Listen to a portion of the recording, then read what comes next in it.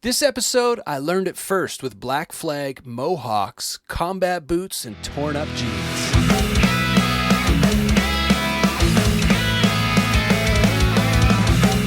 Welcome back to Growing Up Punk, the podcast about punk rock and all of its friends. We're going to take a little bit of a detour right now. We're in the middle of a series where we're looking at our favorite record labels that influenced us and that we loved over the years, but we're going to put that on pause for this special episode because Aaron recently had the chance to chat with David and Chris of Stretch Armstrong. Of course, they just announced with Furnace Fest, the lineup announcement that they're back together, going to be playing Furnace Fest. So that's exciting, and we wanted to get this interview in here, and it's kind of a special one because David and Chris each share their 5 favorite songs from the Stretch Armstrong library. They each picked 5 songs, so it's 10 songs in total. And what I really love about this interview is just it provides a unique opportunity for these guys to share some stories around these songs and kind of what was going on, maybe what inspired them, that kind of stuff. So it is a very special interview. It's a ton of fun. So buckle up, get something to drink or eat or whatever you need to do to spend the next little while with us. But before we get to the interview, let's talk about the housekeeping stuff. Go follow us on social media, Instagram, Twitter, at Growing Punk Pod. You'll find our personal Instagrams and Twitters there as well. You can also find our website, growingpunkpod.com, if you want to grab a t-shirt, if you want to become a monthly patron, just support us on Patreon for a couple bucks a month. I've also got some blogs and reviews that pop up on there from time to time. It's really just a hub for everything. Of course, you can find the podcast wherever you're listening to podcasts, even on YouTube. If you're watching right now, I'm waving up saying hi. Wherever you're listening or watching, though, make sure you subscribe, tell your friends about the show, help us spread the word a little bit. But without any further ado, let's get into this. It's Aaron chatting with David and Chris from Stretch Armstrong. Who would have thought that this would even be a possibility? Yeah, well, it wasn't until you reached out. That's right. Yeah. COVID has brought us together. Yes. I've been waiting this whole time for you guys to email me, and you didn't. I think there's a guy in Canada. We should guess his email address. Yeah, I think Johnny Smurdell is how we ended up here, right? Because did you interview him or Beloved? Yeah. We just did an episode with him about Beloved Advent, and so yeah, he mentioned Stretch Armstrong, and I was like, oh man, I'm totally gonna see if he's got some connections there, because that's a band I would love to talk with. Oh, wow. Cool. No, he's a great kid, man. All those kids are. Yeah. He's a man now, but still, like, always think of him as kids to us. Yeah, that's awesome. Yeah, so we're not going to kind of get into, how the band got started and all that kind of beginner stuff. I had joked in the email that if you want to learn about that, you can go dig out your old HM magazine or whatever you want to find those old interviews, but... Yeah. Google it. Yeah, there you go. But yeah, we're going to cover some different type of information throughout this interview, and so I'm hopeful and excited about that. So our focus today is going to be on 10 of your favorite Stretch Armstrong songs, which I think is a really cool and different way to connect with you guys in your albums, because we kind of get to focus on what you loved about each album versus, the album as a whole, which, sometimes bands might be like, I didn't really like that album, and so I don't really want to talk about that or whatever, right? This way it's the kind of the ball's in your court. You got to pick the songs that we're going to discuss. And even though I didn't like any of them, that's okay. I'll still listen. It was hard to pick out 10 of the best of the worst, It's Maybe I should give a disclaimer that there may be some sarcasm and jokes throughout here, so people don't. So before I hit record, we were BSing and whatever, just hassling each other here. So it's going to be lighthearted, so don't be leaving comments about me being a jerk to the guys or something. Yeah, so as we touch on each song, I'll kind of just share a few thoughts of my own, and then kind of whoever picked the song can expand a bit on that. But yeah, let's kind of get right into it. And how did you guys end up signing to Solid State?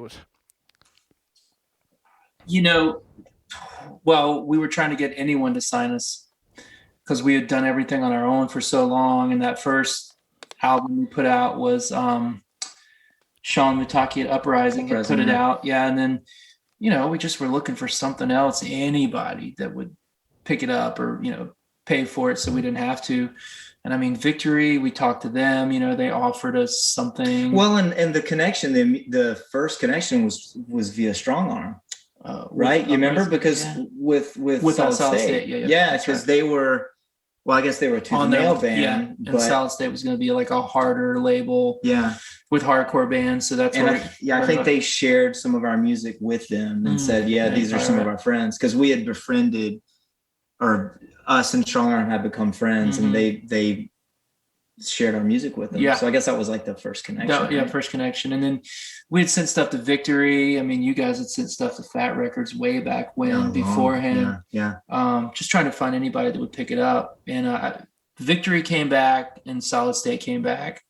And that was just on the verge of all that stuff happening with Victory. There was like Hatebreed and Thursday and, you know, a host of bands. Victory was kind of the big hardcore label, but we had heard some things like, be careful, you know, whatever, just a lot of things going on. So we ended up with what we thought was the best deal with Solid State. That's right. Yeah. And I think we were excited about, we definitely, like I said, we love the dudes in Strong Arm. We like the idea of a kind of a positive label, you know, and that's, we could kind of get behind that. And as long as they were cool to get behind us, we're happy. They pay for everything. Yeah. At that point, was the band like hopeful to like just hit the ground running, or was it more just to get your music out, or what were you hoping for at that point?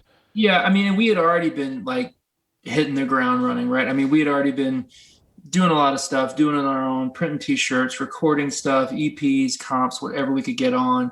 But yeah, I mean, obviously we saw that as something bigger. They had distribution, like there is in our mind back then, it was like their stuff is everywhere. It's like starting to happen with this label. People are interested in it. So we were like, yeah, and they want to partner with us and give us a little bit of money to pay for stuff. But even at that time, I mean, there were no thoughts of like having that be our jobs, because we all had jobs, you know, like careers and stuff. So this was like something we did. It was fun, but we definitely wanted to be as big as it could be. Sure. Yeah. You know? Yeah, we were weekend players for a long time. Yeah, that's awesome. Yeah, well, how I first got into Stretch Armstrong is like I was a Tooth and Nail kid. Me and my friends, like anything punk, you know, Tooth and Nail. We were from a small town, so we didn't really have access to a lot. And so one of my friends had got Rituals of Life, probably just thinking it was another punk album, even though it was, I think, Solid State at the time. It probably didn't even have a Tooth and Nail logo on it, but no, it didn't. So he probably just bought a thing that was a punk album, and it was just way too heavy for him. So he ended up selling it to me or trading it or something.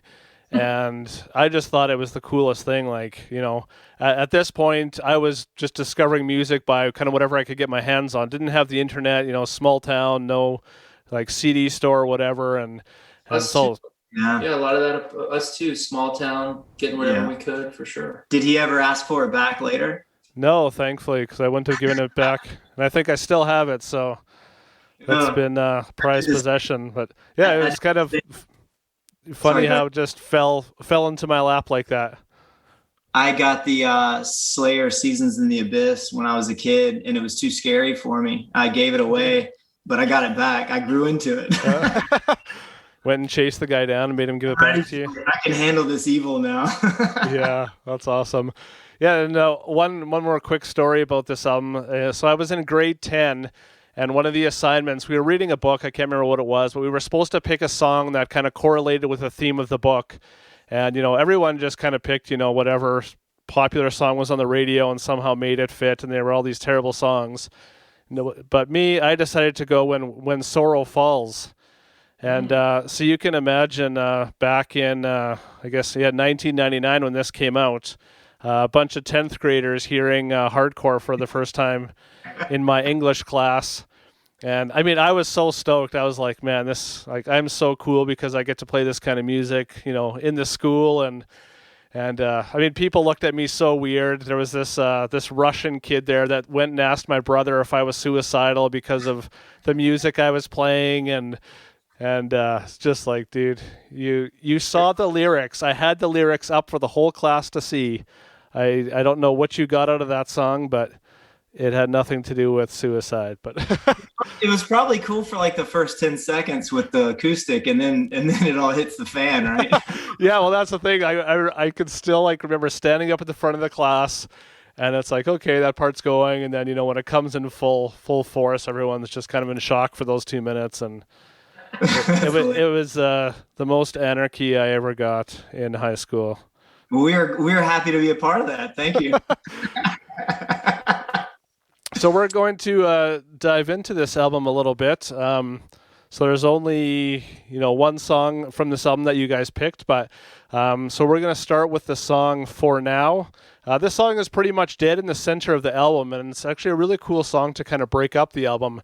It starts with this really cool, like, haunting piano part. The song then picks up, and once the vocals come in, the song just rips straight ahead, and I love that contrast about this song.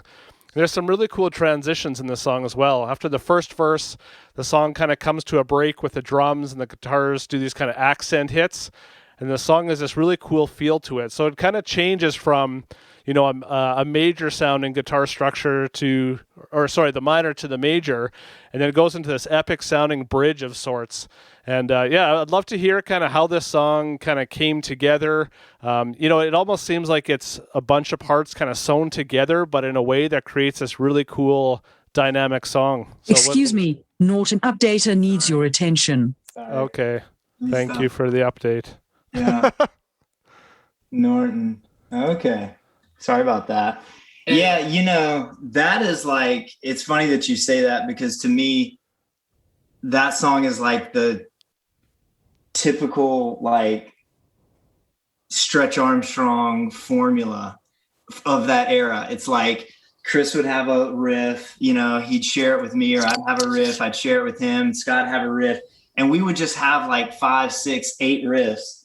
And like, well, this will go there. And then, so the songwriting wasn't so much like verse, chorus, bridge, chorus, whatever. It was like, all right, you got a dope riff, I got a dope riff, Scott's got a dope riff.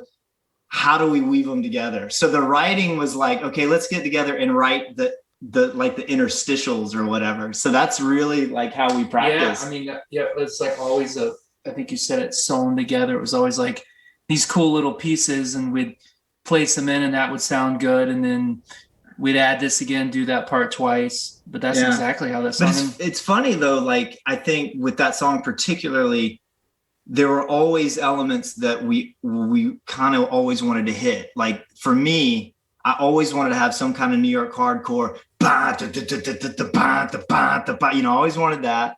We always had to have the fast part because we liked it. We always wanted a breakdown, and we always tried to put in melody. And so to put all that in one song, when you really didn't know what you were doing, that's kind of the way it came out. Well, I mean, it came out awesome. It doesn't, I don't say that in like a negative way, kind of sewn together. Like, you were able to do it in a way that, it's engaging, because it kind of catches you off guard. It's like, oh, all of a sudden, like, it's like, now it sounds melodic and kind of poppy, but now there's a breakdown, but it doesn't come across as choppy. So that was always something that really stood out to me about you guys. Well, and then he had the piano part, which we always we said we got to weave that in there somehow too, which, it worked great getting up to that part and trying to figure it out. A hardcore band with piano, like, that was weird at first, but it worked so effortlessly there. And that was like that idea. Chris and I and Scott are big Verbal Assault fans. I don't know if you know that band, but all hardcore band from Rhode Island. Mm-hmm. And one of their songs, Scared, off the Trial album, started with piano. And like, we were always loving that. We had this like, how do we do this? How do we do that? And the recording of that, because we recorded that record, Rituals of Life, in Little Rock? With Barry Pointer, was that? Barry Pointer's, yeah. And it was crazy because that piano part, I wrote it and played it only like on my mom's piano. It's not like we practiced that. Yeah. Took our storage shit. So like the first time I ever played it was in the studio, and it was wild because like, we had recorded the drums and the guitars and the bass and all that. And then he had a studio behind his house, and he ran the chords through the window, through the yard into his house where the piano was. And so I'm sitting there at the piano, listening to the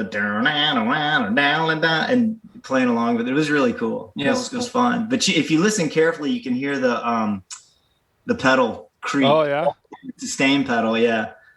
Yeah. Well, that's cool. You were able to put that element there, because those are the things that make it stand out, right? It's just because when that song starts, like, especially when the guitar comes in going kind of over top of it, like, it just creates this really cool energy to it. And I don't know, I love that song.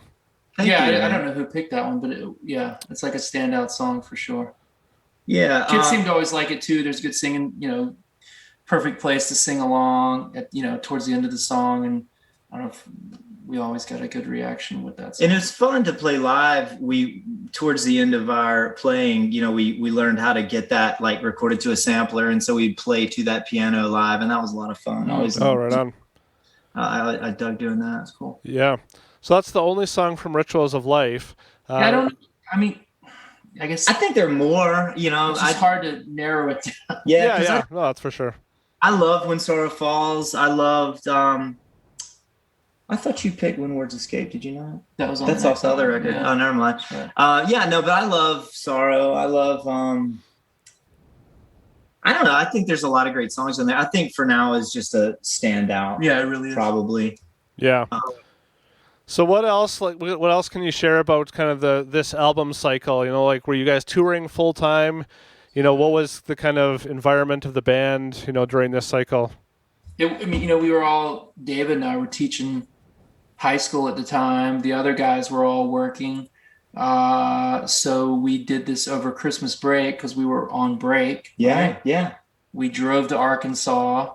We knocked it out. My wife was with us. He and my wife drove back. Just, it was always like weekend warrior type stuff. Hey, we got 2 weeks. Let's go record a full length with Barry Pointer.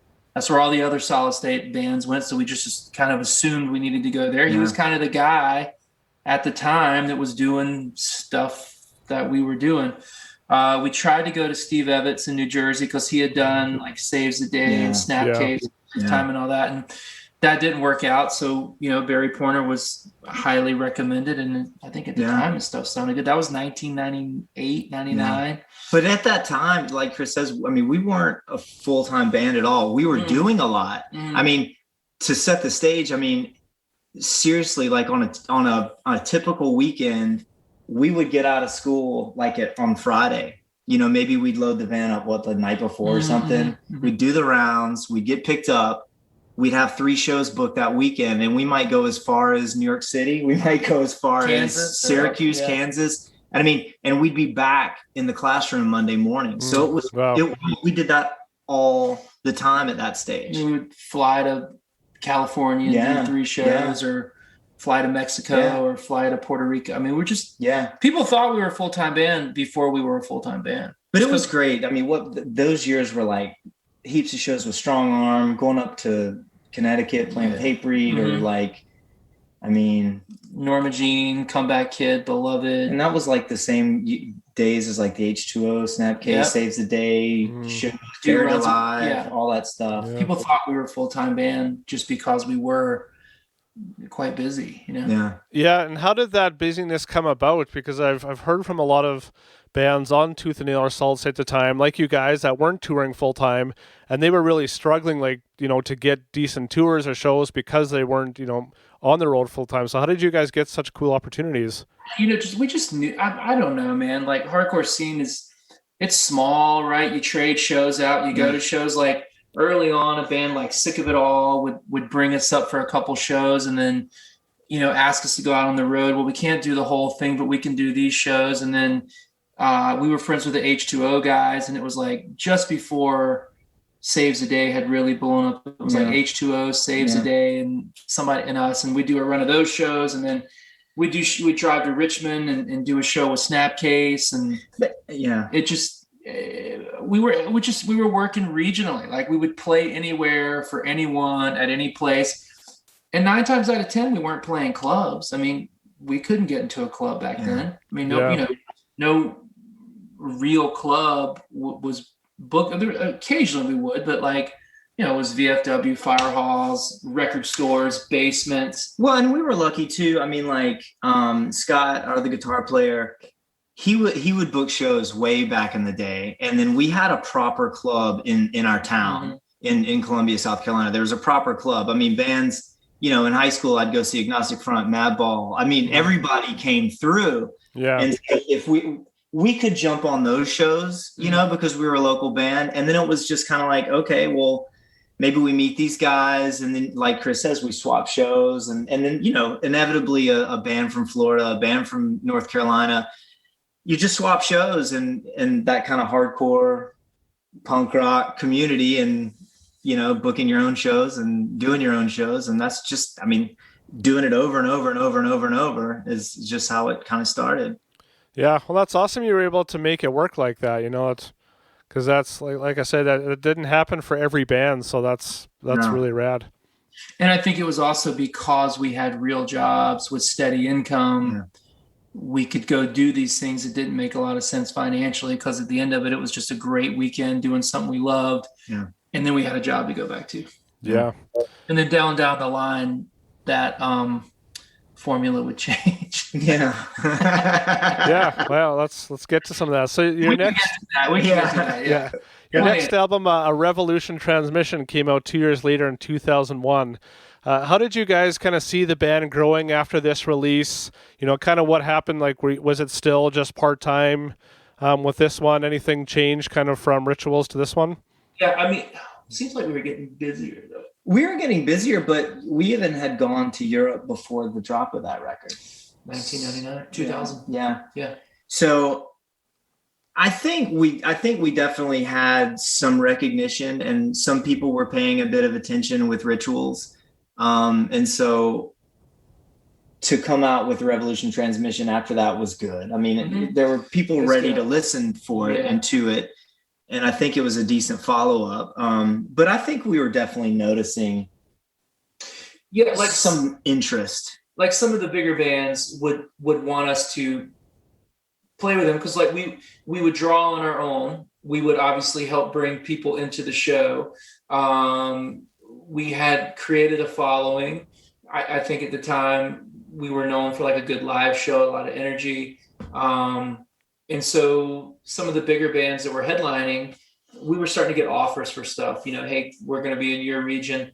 Okay, well, if you're going to play the Carolinas, you got to add us on Virginia. If you're going to play the Carolinas, you got to add us to Georgia and Florida. We can do that in the long weekend.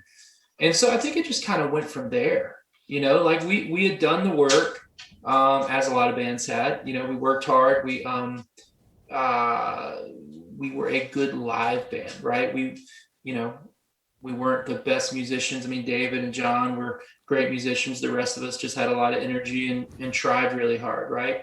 But it was something people wanted to see, and they connected with that.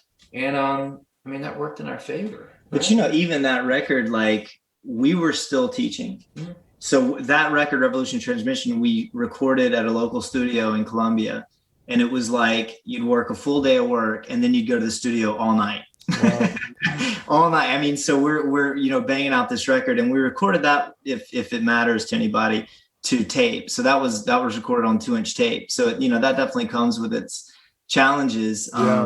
You just can't edit everything. Yeah, you actually got to be playing it right, singing it right. Which, I mean, people record to a computer now all the time, but that was a big deal. Recording to tape. Oh yeah.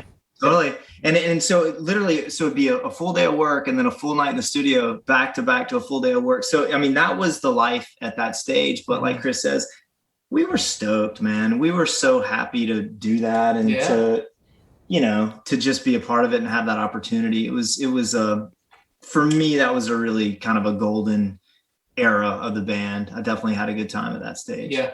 Yeah, well, as a listener, this was definitely an awesome follow-up. I remember being super stoked on this one. So let's get into some of the songs from this album. So we're going to start it right off with For the Record. So This is, I'm guessing, your arguably biggest song. It's your most listened to one on Spotify right after Get This Party Started. But we didn't write that. Should have. Yeah, this is just, such a classic hit song, kind of as far as melodic hardcore goes. The song is pretty straightforward lyrically, as far as what the song is about. But why did you want to write this song? Kind of how did it come together? And how did this song, change or impact the band? Here you go. Well, both of you guys picked this one, so. Yeah, well, the thing that sticks out to me was Chris and I were actually... We took a trip up to Silver Springs, Maryland, because Brothers Keeper, the band Brothers Keeper, was recording a record there, and had asked us to do some lyrics or some vocals on their record. And so we stayed the night and we drove right back. And it was in the car ride home that we wrote a lot of the lyrics to that song. Yeah, I think I had like a riff. That's back when I would write a few pieces or whatever, and had the basic structure of the song. And I had an idea. It was just like an homage to all these older bands singing. It was like us going to shows, seeing these older bands when we were younger, and just that feeling you had. Like we would get there early. Like we might see them going to use a payphone. We might see them like going to do their laundry. There was a Subway by the club, so like you'd see them go eat just to say, "Hey man, what up?" We just were stoked to be there. Yeah, and it was cool because we would notice that kids were kind of doing that to us now when we would go places. Like it was a cool thing, and we wanted to recognize what we had felt like when we were their age, and what they were getting early to the shows to see. I don't know, man. It just and I really appreciate that song now, because it was like I was going to say on the record. It's on the record as a kind of a expression of gratitude, like Chris says, to all of those bands. I mean, we were talking about, I don't know if we were recording at that stage, but like where we're from, it's we live in the South of the United States. It is, I mean, I can speak for me, socially, politically, culturally, I don't quite, I never quite felt like this was a place that I belonged, if that makes any sense. Yeah, for sure. And I mean, literally, there was no internet. There was no nothing. I mean, we had a local college radio station, which was really cool. And that's where I first heard, some hardcore. But it was those shows in that community of people getting together, like he says, early, just to hang out, to meet these bands. I mean, it opened up an entire world of ways of thinking, of experience. I mean, soon after, we're traveling the world. So it really did change my life completely. And it was just a shout out and just an expression of gratitude. I mean, to thank you guys for doing that. And then it was cool to kind of have the opportunity to possibly contribute a similar piece of music for other people. Yeah, for sure. I think the message through the whole thing is, I mean, I think we say thank you obviously a couple of times through there, but it truly is just gratitude. The way that made us feel, the way it changed our lives, our perspective, the way you look at the world, the way you look at people. And it is very simple, very straightforward. And maybe that's why it resonates with so many people. Yeah, when you were writing this and putting it together, like, was it just, to you guys, just another song kind of in the batch, or did you have an inclination that, this might be a song that sticks with people? It felt intentional. Like we want to write, we want to maybe contribute to this feeling of pile on, stage time, have fun, we were hoping it would do that, But I think for sure it didn't feel like just another song. It kind of felt like a banger, or like it just the parts, right? It just was working in that part where we're just singing it. I wanted to do something like, just that group gang vocals, and then go back into the song. I don't know, it worked, right? Yeah. Clicked. Yeah, well, that's still one that many. I texted a buddy just before this, telling him that I was talking with you guys, and he said, "Tell them that For the Record is still a banger." And he's a guy that's not even really into heavy music anymore, but it still resonates with people. That's cool, man. Well, thank you. Yeah, right on. Yeah, let's move on to worst case scenario. So maybe in classic Stretch formula, a song starts with a more melodic guitar line, then it goes fast in your face for the verse. Is there something that draws you into this type of songwriting, or is that just kind of how the songs come together? I mean, you said before, there's kind of pieces that just kind of come, but... It's funny, man. Again, I think this is kind of that classic Stretch Armstrong, like, happening. I don't know that it's structure, but it's like, I can't remember who wrote what or whatever, but I feel like I wrote that first note, like, let's start the song this way. And then, immediately Scott came in with this melodic second guitar part. And that goes way back. Like, he and I mean, we'd been playing together since like 92 at that stage, so it had already been a long time. And we were heavily influenced by like No Effects and bands like RKL and obviously the hardcore bands. But we always were like, if we're going to have two guitars, they should always be doing something different. Yeah. or at least, doing something interesting. And so that was, it's funny to think about it, but we really did always kind of go back to that formula. Like, look, if you're doing this, then I'll just go ahead and do that. That's kind of how that started. For that. Yeah. And how about vocally? Another thing that your band was really strong at was the singing and screaming, incorporating the two, but not in a way that was like scream for the verse, have a poppy chorus. It wasn't always that formula. How kind of conscious were you in putting songs together about how the vocals would come about? Well, for one thing, I couldn't really sing. So it was like we were just doing this dog and pony show, trying to like, okay, I know what my strengths are and I know what my weaknesses are. And my weaknesses are way up here. But for some reason, if we would do like the screaming track and then I would try to sing and stay on a note he was doing. And at the time, there weren't a lot of bands doing that. Right. We certainly weren't the first. I don't mean that, but like we were trying some stuff back then that a lot of bands did after us, and they did it better. And they were more popular than we were, but we were onto something early. And I could grab a note, hang on to it for a little bit, and if I screamed it, then didn't have to be perfect or pitch perfect or whatever. And then he could sing something, or he could like show me how to sing it. And then it became our sound. And then we would notice other bands kind of doing what we were doing. And obviously some bands did it, like I said, better than us, but I think it just became, I don't know, man. We kind of got good at that formula. And then so we just did it as much as we could. And I think for me, and I remember still in the studio saying stuff like, do it like verbal assault style, or like Dag Nasty. Those were kind of the melodic vocal kinds of things we were trying to emulate, like Verbal Assault, Dag Nasty, those kinds of things. And, those guys could really sing, but they also added this like kind of distorted, just broken apart throat in there too. And so that's where I was coming from for sure. Like just trying to do that. It was never like, oh, I can really sing. It's just like, let's sort of get a note, but just yell it. Yeah. And then again, a lot of it came from my inability to, I certainly wasn't a singer. I got just doing this because, I had some energy. I had a few ideas, and let's do a band, Yeah. Well, it definitely adds a good dynamic. And I wouldn't have picked up that, it wasn't meant to be, a good singer or something, but it fit the music really well. Absolutely. I'll tell you a standout moment for this song. We were still writing it. We hadn't recorded. We were still kind of writing, and we would get together in like a storage shed in a town right near us, and cram all the gear in there. It was loud. It was terrible. Hot in the summer, cold in the winter. And we were practicing. I think it was like Wednesday nights. We'd get together and practice.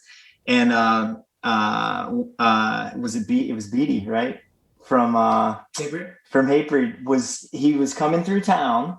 Oh, and he was coming through town and was going to meet up with the rest of Hatebreed to go on tour, but he needed to crash somewhere in South Carolina. So, we were buds, all of us. So he stayed with us, and I was like, well, it's cool, but we got practice tonight. So he came out, so when we went into the breakdown, we're playing it. I looked out and he was kind of dancing, and I was like, listen, if he's dancing to this, that's a good breakdown. If he's nodding his head at our practice, we might have a good track here. Yeah. So Beatty was in town, and that was a highlight for sure. Well, I was going to say this song has one of the coolest and nastiest breakdowns on the album. And so that, and then after it goes into a melodic part, which again, I love how you were able to combine those two elements. Oh, cool, man. Thank you. Shout out Chris Beatty. Yeah. That's what we're saying. Yeah. So how come on the album you didn't put featuring Chris Beatty dancing in the background? We should have. He didn't actually contribute to the song. He was just dancing while we were playing it. He was inspirational. And Inspirational. he was there with us in spirit, Like for the sure. Reed seal of certified. Yeah. I don't know if that counts as a feature guest on an album or not, but When we remaster it, he's on it. Yeah. Definitely. Yeah, for sure. yeah, right on. So moving to When Words Escape. So this song has a much more kind of punk rock feel to the start of the song. While the song stays melodic, it still has an urgency to it, especially during the verses. So you kind of mentioned, you were, influenced by some punk bands and stuff as well. And so so this was Chris that picked this one. Why does this song stand out to you? Because I think we finally started to get what we had wanted to do with some of the singing, some of the melody, but still going really, really fast. And then we lifted a riff from a hardcore band that we really, really like, a band called RKO. We just flat out ripped off a riff that's in a great song. But also with the song, I think lyrically, we were tackling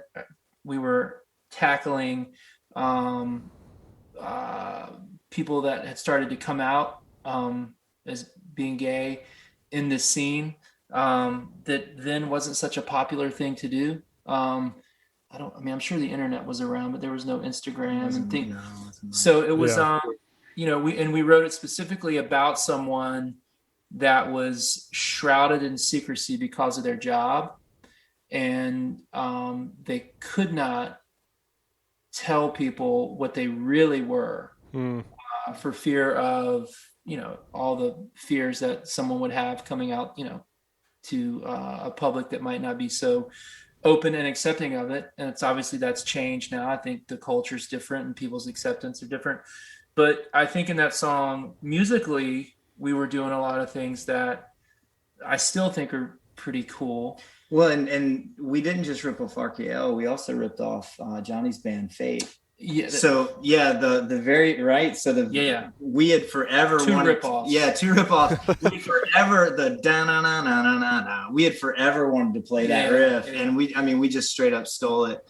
But it really worked. It did work. I thought it worked for that.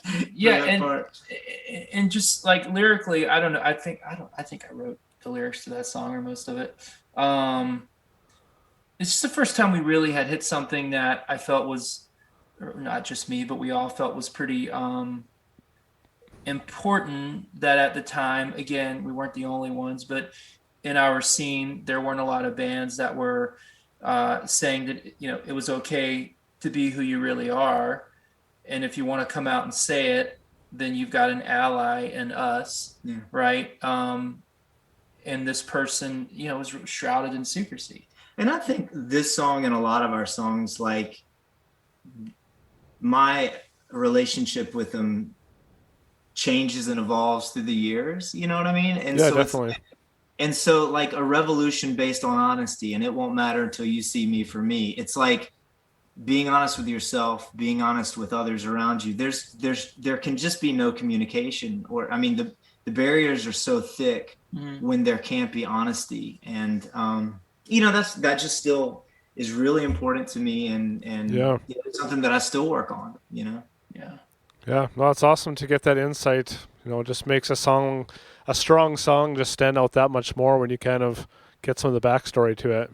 Yeah, and that's a song too, not to dwell on it, but it's a song that I think when I selected it, I went back and I listened to it and I was like, because this album came out in 2001. Yeah. So it's 20 years old now. Yeah.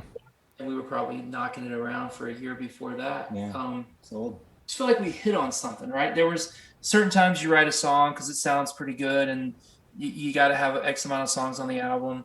But that was a song that I still think holds up, Yeah, for sure. So technical, for the recording nerds out there, a technical note about this song. When we recorded it, we weren't happy because it was a little too fast. And so we had to slow it down. And because we recorded it to tape, we could, but we had to slow down the tape speed, which also decreased the pitch a little bit. Oh, yeah. So just as a technical note, that also is going on with that song. Yeah. So did you have to redo that, or that's like no? But what was weird though, if I recall, we had guitars, we had drums, but we didn't have bass. and Jeremy actually had to detune his bass just a little bit to man, because we slowed the tape down. Wow. that's crazy. The funny thing is that we really thought that difference in speed would matter. And you probably still just played it fast live anyways. Totally. Yeah, warp speed. We could have just left it, but that was an interesting technical note. Yeah, that was crazy. Yeah, that's awesome. Yeah, the next one we have is Means to an End. And so my anecdote for this is I played in a band called Means to an End. It wasn't based off of this song as far as I know. And I mean, that band, we ended up changing our name to just Means. People were just calling us that for short. And there was actually another band called Means to an End. And so we just ended up going as Means. And anyways, we pursued that for a number of years after that. But so that's funny you picked this song, because I've always been drawn to it just because of that. So Chris. Yep. I was going to say on our set list, it would always just say Means. Mm-hmm. Oh, well, there you go. That's cool. Yeah. Just to start. Oh, go ahead. Sorry. I was going to say, Chris, share with us about this song. Just one of those songs that just rips from the beginning. Yeah. I mean, we stumbled onto it, and we stopped playing it for a while because certain parts of the country, people would just start fighting to it. And we were like, why are you fighting to us? Are you not listening to anything we're saying? But that would be a song like Florida. Yeah. Always a fight. Yeah. Las Vegas, always a fight. Northeast, always a fight. And we would be playing with like really, really heavy bands. Like, we'd be playing with Hatebreed or Sick of It All, who we obviously love. We love the guys. We love the bands. And they would be fighting to like us from South Carolina playing Means to an End. But I don't like the song for that. But I just, again, one of those songs where it's like, okay, this is working. This sounds really good. We throw in the little break, we sing a little bit, and we just go right back to it. And this was the song John, which is hammer on the drums and just goes so hard. And we would all get off on it. I think we'd usually play it early because if we played it too late in the set, we were usually just tired to like make it through. So you'd see it at the top, and then usually that would kind of set the pace for the show, But still, like, since we're talking about our music, I may as well, I guess, toot our own horn or whatever. But please do. There's moments in that are just still so heavy and thick, there's moments in that track that I'm still really, really proud of. Yeah. And there's also, I remember clearly, it was another jam night at the Shed, the harmonic part that comes in right before the kind of crazy melodic singing bit. Yeah. Chris had to leave a little bit early that night, and he was like, yo, man, please put in a harmonic part, because he wrote the doom doom doom doom. Okay. He wrote that, and like he was getting a lot of resistance. Like people were going to do it. Like, oh, man, please put that in there. I was like, I got you. Yeah. So he took off, and then we did that. Yeah, that was nice. And then, but then where do you go after that? And actually, John, our drummer, was like, David, what about that riff we were making fun of yours from last week? That might work. So that was a wow, and so that was kind of fun. Yeah, and too, what he's saying there is, we would bring in riffs, or but like if you presented a riff to the other guys, it was almost like a firing squad. You had to put on your thick skin. This is what I'm thinking. This is how it's gonna go. Yeah. You just make it ripped apart. And you really had to have a good reason. Yeah. And like the more fleshed out, the better. Like to just pitch a little idea, just like Oh, that's funny. Yeah. Well, I mean, it made the song, and it was worth it. So. Yeah, and starts off the album as well, which again, just I think it set the tone for that album, and it just one of those songs that works. Yeah, right on. So moving to Engage from 2003. So you now have 2 albums, multiple tours and shows under your belt. What were you hoping to accomplish with this album, both sonically and growth-wise, and did it kind of play out how you had hoped? No. Yeah, that was a rough scene because at that stage, we were having aspirations of. Well, I think we were going full time. Like we were quitting our jobs, we were leaving careers, we were going into this thing. But this was another one of those scenes where it was like we were recording up in Jersey. We live in South Carolina, none of us were in the studio all together at the same time. Never. I don't think so. I don't think so. And so it was like just It was terrible. we were taking flights back and forth, to do this and that. It's hard. Really poorly planned. It wasn't a great experience. I think sonically there were some issues going on. I mean, I think that these guys had written and recorded the music. He and I were going back to do vocals. We're flying into Newark. I'm throwing up because I'm sick on the plane. Oh man. We land. I finish throwing up. We go get Chinese food. We go into Just what you want after puking. Yeah, I mean, it was okay then, but it's like, so I'm just shot. And then we go get Chinese food, I remember. And then we go into the studio, and then we do like 7 songs. Oh, what a bad combo. Terrible. I mean, and then that's what you try to launch your touring career on that album. It was bad. So all because of Chinese food. I definitely got sick before that, but there are a couple of good songs on that album. I do know that Solid State was not stoked on that album at all. That's frustrating. I understand why. Yeah, and did that affect Sorry. I was gonna say there's some really highlights. There's like in terms of experience, like being in the studio with Rob Vitale from Nine Lives, Black Train Jack, like that was amazing. A lot of guest spots on there. I mean, those guys, that was fun. But it was and I don't think we delivered a very good record.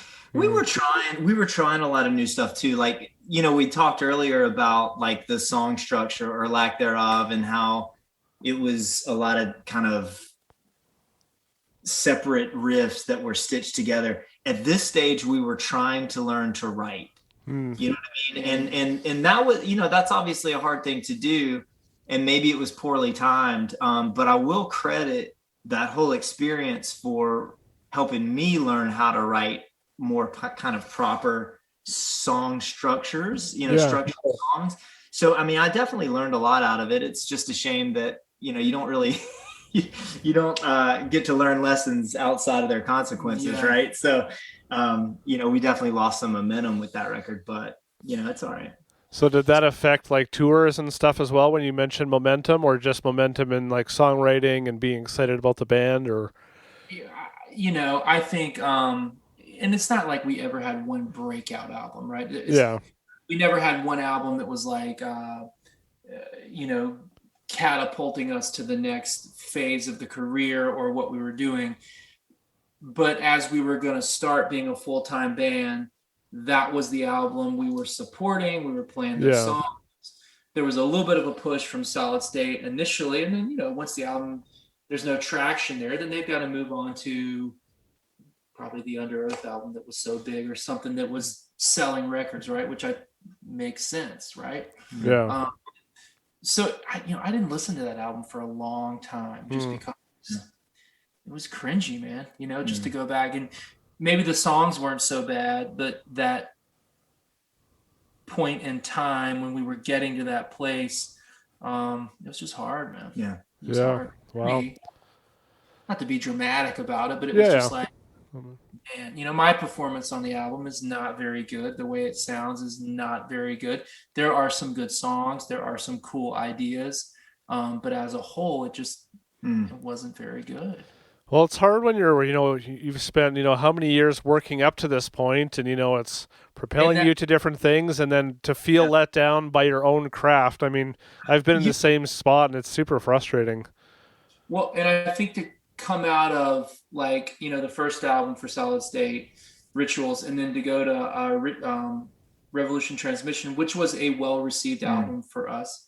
And then to kind of like backslide into that third album, I think was a bummer. Right? What's cool though, that's interesting, is the 2 tracks are really, we would play We Bleed, the opening track, regularly. I mean, I think we kind of always played that. So that, I think that's it was a song that was better live. We did it better live than we did on the recording, but it was always kind of a ripper, like it was super like Sick of It All influenced, but then also like real heavy, like New York hardcore kind of beat down, breakdown kind of thing. I mean, it had all the elements that I loved. And so live, it really kind of came together. Yeah, well, that's cool you say that, because when I was re-listening through all these songs today, I put down, I can just visualize, the gang vocal pile-ups at shows and the mosh pits with this song. Well, and it's funny, man, with all that I'm not going to try to get too serious or too political, but with all that we've been through, particularly here in the US over the last year, the lyric right now more than ever, we got to stand together. It's like that. It still plays, that message still plays. And we were singing about equality on that track. And I'm really proud that we did, that was what, 03 or whatever. Yeah. And there's always a time and a place to do that. And, so to say right now more than ever, we got to stand together. I'm still proud that we said that and that we can still say it, Yeah. Cause there definitely were some bright spots on that album. But as a whole, I think, I had a lot of problems with it, Yeah. So Chris, you picked Devil Shoots Devil. So why was this song stand out to you from this one? Because I remember we turned the album in, and we weren't, on the first two, we got some real immediate response, right? Oh, this is good. This is really cool. Love what you're doing here. And then with this album, it was really quiet, right? We didn't hear a whole lot. It's usually not a very good thing. Yeah. But they kept coming back to Devil Shoots Devil. That was like on whatever the sampler was. They put that one on the sampler. And that was another song where I think came together well on the album. It's one of the songs I still like from that album. We played it for a while. And I think we worked in, lyrically, we were trying some different stuff. And, you're talking about the 7 deadly sins in a song. Yeah. We were just talking about some dark places that you can go to, and just musically, I think the song worked. Yeah, awesome. Yeah, so we already touched on We Bleed, the last one from this one, which was a bonus one. So Black Clouds and We Bleed are 2 bonus picks. Black Clouds, it has a really cool kind of East Coast punk, like H2O, who you said you played with, maybe were influenced by, and I mean I love H2O, and so on this song it's like, man, this is like Stretch and H2O put together, which is such a sweet combo. Yeah. Oh, did I put that as a bonus track? Yeah, I'm surprised. I might have to. Well, I tell you, man, my favorite thing about that track, and it was, and one of the coolest things that's always been my favorite thing about hardcore is that we get to meet our idols, right? Like we have heroes, hardcore heroes, and you get to meet them. And in this case, to sing along with Rob Vitale from 9 Lives / Black Train Jack, that was really, really cool. Like I was super stoked that he agreed to come into the studio to sing, and to be on the other end of a microphone with him was just that was rad. Yeah, that was rad. Yeah, and just it was different than the other songs on the album. Yeah.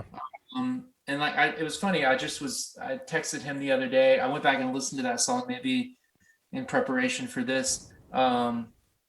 And it was like this part worked, like we were onto something with that part. Like that worked really well. I don't know if the song as a whole did, but like there were there's some highlights in that song that I still like. Yeah, well, that's awesome. Yeah, so now we're getting into your last album, Free at Last, which came out in 2005. So this came out on a new label, We Put Out Records. I'm guessing you had a 3-album deal with Solid State, and you were looking to switch it up. Why don't you kind of tell us what happened with that, and why this label is, there wasn't a whole lot of bands put out on this. I think you guys were kind of like the catalyst for it or something like that. Yeah. The thing with Solid State, we ended on good terms. It just was the end of it. I think they were, I don't remember, man. I think like Under Oath was exploding at that time. Yeah. And there were other bands, doing, big things over there. And we just, there was not issues, but we were looking to maybe for a clean break and do something else. Yeah, and, for sure. we got management for the first time. We'd never had a manager before, which was a bit of an adjustment. It seemed a little bit weird. And they had struck a deal through Warner Brothers, where Warner Brothers at the time were, giving anybody money to try something. Hey, what's the next band? What's the next thing? And so they created a label, which gave us some freedom and some money and some guidance, and someone helping us make decisions, which at first seemed like a good thing. I think they were trying to do a good job, right? We just, and so that's kind of how that came together. And then we went to Florida to record that album because Wisner had done Paramore, that Under Oath album. He had done Further album. I think he had done some Glass Eater stuff. Glass Eater, like Yellow Card, like Best Friends Rust, maybe. Yeah. It's good stuff. He had done a lot of. And I mean, that's how that all kind of came about. Yeah. Did you feel like you guys kind of got to redeem yourself on this one, coming off the last one, not kind of piecing together how you'd hoped? Or I do, man. I'm still super proud of that record. Like I said, I think we learned a lot about writing songs. I think we learned a lot about recording. We learned a lot about tones and mix and all that stuff. And we were, we had played millions of shows at that point. And so we were getting pretty solid. And I think we definitely wanted to take some leaps, to do some different things, and to try some different things. And I feel like we did. I'm still super proud of that record. Were you guys full time at this point? Oh yeah. We've been touring for years at that point. Painfully. Yeah. We've been hitting it hard. So how was the response to this album? Like, what did this album bring? Like, this was your last one, so I don't know if you kind of toured until you were ready to be done. Like, what kind of happened from when this album came out until the end? I mean, like, we went out with Story of the Year. We went out with like Rise Against. We went out Rancid, Pennywise, Sick of It All. I mean, we did a lot on that because at that point we were just kind of going for broke, right? We had management. Excuse me, Norton Updater needs your attention. Son of a gun. That's Aaron's like this piece of crap band. That was our ukulele player. Yeah. No, we were going for it. Right? We're going for broke. We had sunk all this time into it, and it's like it was do or die, right? Yeah. I mean, is that probably sounds cheesy to say, but like we had just been trudging along, and some of the, at this point, Scott had quit. He had to go he got a good job offer that, with stability and money. And so we were going through some member changes, but we had a lot of opportunities. I mean, we were going to Europe 3 times a year. We were going to Mexico. We were going, we just were really busy. And I feel like we were touring on a record that we all felt really good about. Yeah. Yeah. Well, yeah, that's great to just be able to have that feeling of, like, kind of moving past something that maybe you're not as proud of, and then having that chance, to kind of, redo it or whatever, right? And keep moving forward. Because, I mean, that's pretty common for lots of bands, right? There's lots that have, an album that doesn't do as well or doesn't come together how they'd hoped. And that's, that's how art is, right? It doesn't always turn out how you want it to. Yeah. And I'll be honest, man. I mean, there was probably not much more I could have put into that record. Like, I think it all was dumped out on the table. And so, and that's a good feeling, I mean, it's scary. It's a scary feeling to be like, okay, this is everything I've got. This is as good as I've got. Take it, this is what it is. But that's also really, it's a liberating thing to do. Like, this is all of it, and that's good. It's good to kind of leave on that, to know that, man, that was it. That was what I had. I gave it my best shot, Yeah. Yeah. And I think we were broke. And so because it was like 5 weeks down there. Yeah.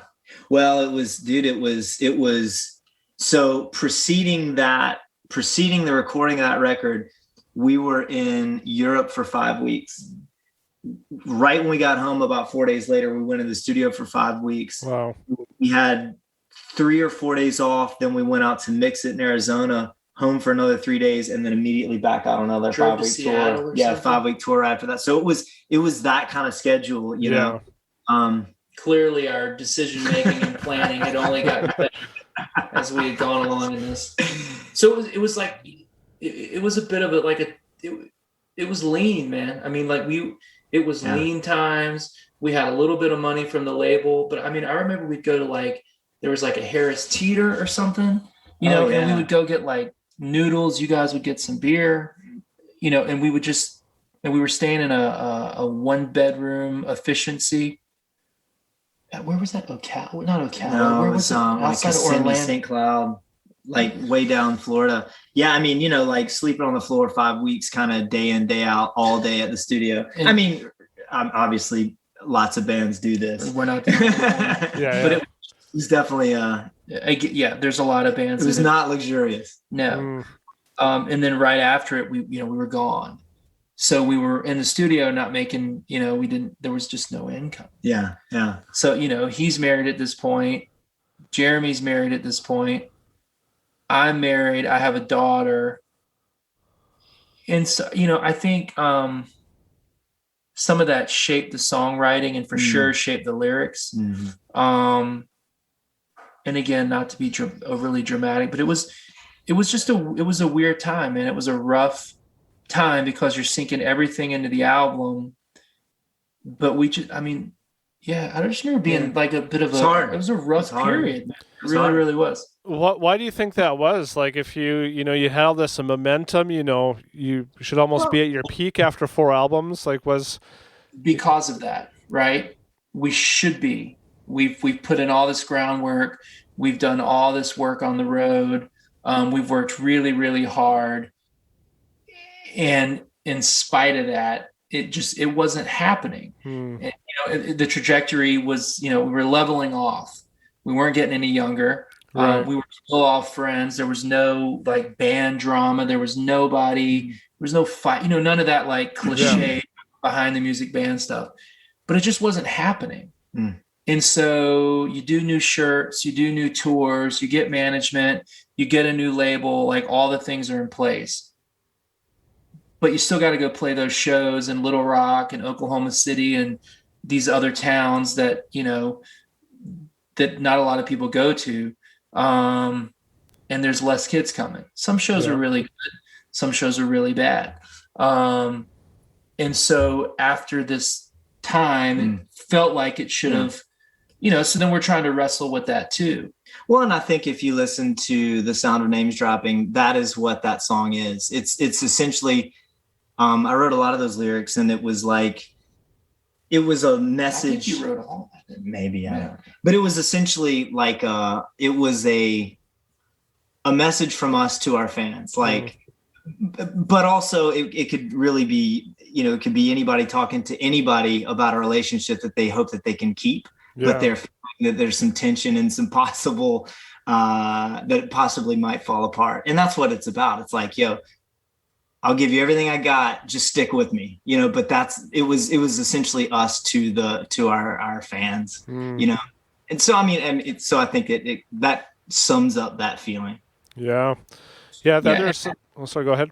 No, some of the lyrics on there, just to like take a deep dive, were, you know, I don't mean to keep using that word dark, but I mean it was darker. Like, we were deep within ourselves, just writing, you know, this visceral or whatever. But and I think you actually said it, you know, with the lead up to this, feels like it should have been this huge just jumping off point, and it wasn't, you know. And so there was the frustration with that, and then, you know, if we just took one more tour, then that's going to be the tour, right? If the one band will ask us out, that's going to be the jumping off point. This album has some great songs on it. It really, really does. And David did majority of the writing. But, you know, man, I mean, what does it take to be a popular band, right? To sound good, a lot of luck, a lot of right place, right time. What's the women, kids, whatever. And, you know, man, that was just slipping away. And it was frustrating, right? It was frustrating. Why are they getting that tour? Why are they getting that song on the radio? why are they selling out this club that we can't do 50%, and then so in your mind and your head, and we weren't an arrogant band, or we didn't feel like we had these always very humble, always very grateful guys. But, after a while you're, 7 dudes crammed into a hotel room. And when you finally go to sleep, you're left with your thoughts. It's like, well, I've got a child, people are married. And here's the 7 of us in this hotel room. Yeah. Well, it's so hard because you want to stay, you want to stay hopeful and expectant, right? Like, I mean, in a sense, you're living out your dream and doing what you love. But it's that weird balance of like, why is doing what I love so draining and not getting me anywhere?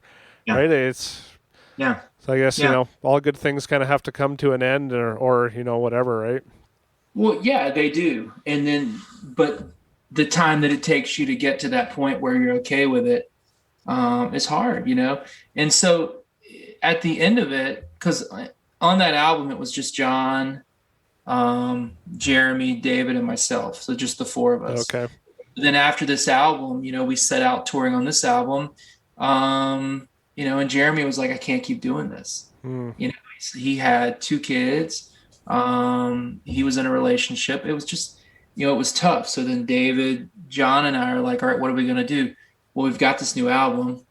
We know some dudes that will do it. Let's go to Europe for 5 weeks. Let's go hit the States for 5 weeks. And so you're wrestling with all that because you want to make it mean something. And hopefully at some point, maybe that's the jumping off point. It's just tough, man. Like I said, as David said, a lot of bands deal with this. It wasn't just us, but that's just, our story. Yeah. So the other song off this album, David, that you picked was Hearts on Fire. So why does this one stand out for you? Man, it was talking about a European tour. That song was actually written about the first and only time we played Serbia. It was Did you see it spray paint on the ground or something? It was on a wall somewhere. Like a stencil or something? Yeah. Okay. So we were. It was kind of a wild story. So we're heading into Serbia. And right when we cross into the border, we get pulled over by a police officer. Like, we get shook down. Like, this whole scene develops. I'm sitting there in the front. Our good friend Martin and driver is getting talked to by this police officer. I look in the side mirror. I see the officer talking to him. I take out my camera because it looks cool. I take a picture. The guy sees a flash. He freaks out, and apparently that's illegal. So he's screaming. Well, he was robbing us. The cop was, and then he didn't turn the flash off on the disposable camera because there was no cell phone. And so he takes my camera. I think he gets us all out of the van. Yeah, I'm sure I'm going to jail. In Serbia, welcome. But anyway, so that's how we start. But anyway, we had a cool trip and it was kind of interesting. So right when we get outside of Belgrade, the promoter and a couple of his friends come and meet us. They meet us to take us into the town, right, to the club. And we're sitting there driving, and I'm noticing, like, in downtown Belgrade, I'm like, what's up with, like, what's going on with these buildings up there? They're all kind of like bombed out and literally, and they look like they've been on fire. I had no idea, right? And the guy just looks over and he just says, "The art of politicians." I'm like, huh? And that's, so if you know the song, that's where that's in there. So I took that from what he said, and I asked him what it is, and he's like, yeah, this is what happened to our city back in, and again, I'm not an international policy expert, international relations. I don't claim to be, but in that moment, to hear a guy tell me that's what happened to our city, and your country had something to do with the bombing of my city, it struck me hard. Yeah. And we had a beautiful time in that town. We met all kinds of great people. Yeah. Had a really nice time meeting all these but you could feel this tension, you could feel the stress, in the city, in the town. And that's where the lyrics of that song came from. Just kind of that, the things that we do have consequences, right? And we're responsible for the things we do. We have to own up to the consequences. And it was just, that was kind of the message of that. And in this case, the vehicle was what some politicians did, right? And so it was just kind of a way to express that. And so, I mean, that song's always kind of meant a lot to me. I think musically it was a cool one. It had the Madball breakdown, which I always like to do. But it also had kind of some street rock, kind of street punk, verse to it as well. I think that was the first time in all of our travels where I thought, I mean, I didn't think they were going to kill us, but I thought we might end up in jail. Yeah, that's crazy. Yeah, because, this was a time where we didn't have cell phones. Like our driver had a cell phone, like I don't know, just a little old school brick phone. Yeah. So we're getting shook down. We're getting robbed. He sends us back to the border. We've got to change out money to go back and pay him. And we're hoping by this time that after we pay him, he's going to let us go to the show. And it was the first time where I was like, you know what, man, we are out here completely by ourselves. We may have spoken to our wives 2 or 3 days ago at a payphone with a calling card. Nobody really knows where we are. Yeah. Drive Czech Republic. So he grew up in, communist Czechoslovakia. So he knows the system. He knew we were getting shook down. He's like, guys, just pay it. We get to the show. We move on. We don't think about it anymore. And we're just like, man, we're getting robbed by the cops. They could do whatever they wanted to us. Yeah. And we get to the show, and these kids are at the show, and it is just a banger of a show. Yeah, they were so stoked. Oh, that's awesome. After the show, they made us food. They made us gifts.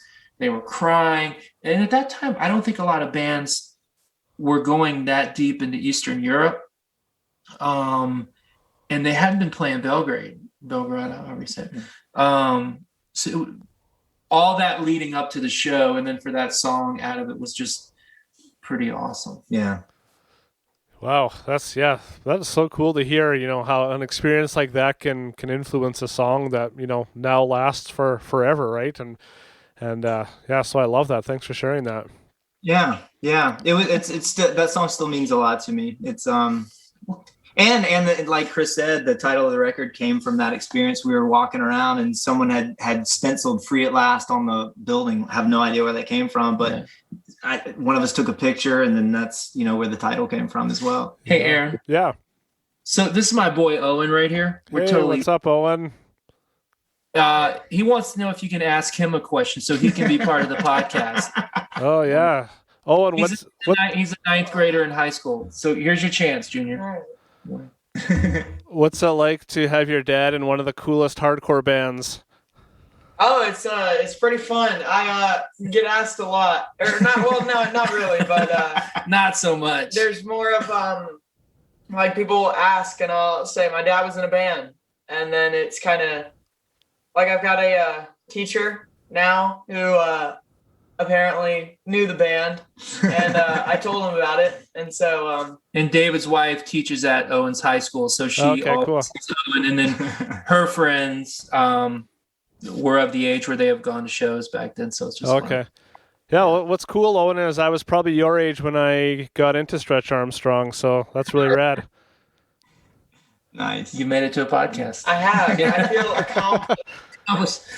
Thank you for doing that. Yeah, no, that's awesome. Yeah, so that kind of brings us to the end of the songs. When you guys look back at the time in the band, and you've talked about lots of these, even just what you just shared about these memories, but what are some of the things that, will kind of take away or will have lasting value in memory, kind of once, things have faded away? And oh man, it's absolutely affected my life in heaps of ways. And from the DIY, do-it-yourself ethic to the kind of the PMA, positive mental attitude, to just sticking with something, to go all out, to do your best, to try hard, to be open. I mean, I picked up all that.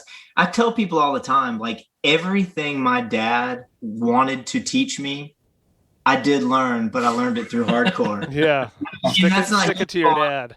No, he's a rad dude. I'm He's just kidding. He's super great, but it's like, I couldn't hear it from him, but literally everything I would want my son to learn and everything I know he wanted me to learn, I learned it in hardcore, right? Like stick with your friends, be a good friend, be a good person, stand up for people, stand up for yourself, try your hardest, be positive, be honest. Like And I mean, all the ethical stuff. I mean, we were exposed to things at hardcore shows. I mean, from people with zines out on tables. Oh yeah. South Carolina wasn't getting that stuff, man. Like it. Well, I mean, exploded. We were in Europe in the late 90s. So, what was going on in Europe, and just seeing other places like, maybe those people aren't so bad, right? Maybe that group isn't so bad. Like what we've heard they are, or, wow, they're really different. They're really strange. Well, so are we to them. There's something very humbling about rolling up, going into loading your gear into a venue, playing a show, packing it all up, driving 12 hours, getting up, doing it all over again. Like David was saying, there's just so much you learn from being around your friends, looking out for one another, hanging out with kids that don't speak your language, or, across the ocean, who have a lot of preconceived notions about you about them. And I think it teaches you a lot about acceptance, right? Yeah. Endurance. It's just such a rad experience. Yeah. I mean, it really, like, I tell people all the time, it's like what we and other bands like us experience, you literally couldn't, no one has enough money to experience that, good and bad. Yeah. But I mean, dude, there's times, I remember, to keep it short, I mean, to have breakfast looking out of a window in Germany at the castle where, Martin Luther translated the Bible. You're just like, man, I'm just a dirty hardcore kid eating some bread, and that's killer. Or waking up, like we pulled over, we slept in the meadow, and like now you look down and there's this beautiful lake in Italy, and it's just like, well, this is amazing. Like, there's the Alps. Those things. It's just like you couldn't pay to get those experiences, and we got them and had a blast doing it. Hard times for sure, but definitely some great moments. Yeah, finally you guys are scheduled to play this year's Furnace Fest. How did this come about, and what were some of the logistics that went into deciding if this was doable for you guys? Well, Chad and Ryan, I mean, they had started putting it together, last year or whatever. They had asked us a couple times. Speaking for myself, I wasn't all that into it. I don't think David was initially. Great dudes. We played that thing all the 3 years that they did it. I think we headlined it one year when the Engage album was coming out, ironically enough. And they kept asking us to do it. They asked a lot of bands to do it, not just us. And Jeremy, Scott, and David, I think, were really interested in doing it, wanted to do it. And then I felt kind of bad for like being the that didn't want to, you know what I'm saying? Right? Yeah. That's fun. Yeah, I just, why am I keeping these dudes from doing something they want to do? It's not that I have a lot of love for that thing. The amount of work that goes into a festival is just monumental. I felt like I was being kind of a dick for not getting on board. Yeah. So, I mean, that's the long and the short of it, right? Yeah. And the pandemic happened and it all got pushed and it got pushed again. And they just announced the lineup. And I will say, man, that lineup is really great. Yeah, like it's crazy. Headliners, the undercard, by today's standards, that's a really, really good festival lineup. Yeah. They've done a really good job. It's priced right. It's not over the top. They're not hitting you with all these crazy fees. They could be. I think they've done a really good job. Super happy to be involved. Yeah. How do you guys plan on picking the set list for that night or that day? We'll just do whatever John tells us to do. Yeah. John always writes it out. The drummer always does it. Yeah, so we just follow suit. He's good with putting things together. What if he just picks all songs from Engage? We'll have to so be it. This is the one last chance to redeem those songs, guys. Come on. Nice, baby. Yeah. I'm sure I remember at least two of them. Yeah. That's awesome. Well, guys, I really appreciate you taking the time to do this. This has been a dream come true and so much fun. Yeah. what do you have planned for yourself there? What's going on in not Manitoba? Where'd you say? Saskatchewan. Saskatchewan. Just waiting for spring to come. Our restrictions have lifted a little bit, so we can start to see some people again, because it's been pretty locked down here for a while. So, yeah, I mean, especially with the weather here. I mean, you have a cold, long winter and restrictions, and you can't be with people. There's definitely a lot of people that are pretty down and out here. You know, there's been a lot of suicide and overdose and stuff in our city, and I mean, lots of places, and so it's definitely felt heavy at times. I work with an organization that works with youth and at-risk youth, and so there's been, heaviness with that as well during this time. And so, yeah, just hopeful for a new season and trying to stay grateful. Yeah, us too, man. We appreciate it. Thank you for doing this. Yeah, thanks for having us. Thanks for caring. Yeah, well, of course. And I know lots of other people will, so I appreciate you guys doing it. Yeah, man. Thanks a lot. We appreciate it. All right, see you guys. Bye, Owen.